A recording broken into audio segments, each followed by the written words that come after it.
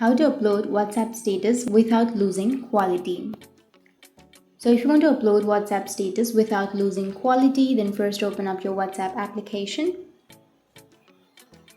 Go for the updates, which is on the bottom left, and tap on My Status. And you just need to choose a photo that you would like to upload. So for example, I'll be choosing one from my gallery. Once you choose the picture, now what you need to do is you just need to go for the HD, which is on the upper right. Tap on HD and choose the HD quality, and then you can tap on the tick, which is on the bottom right, and here you will have My Status option right on the upper side. Tap on My Status. Once you tap on My Status, your status will be uploaded. Tap on My Status and then tap on Send, which is on the bottom, and that's it, your status has been uploaded.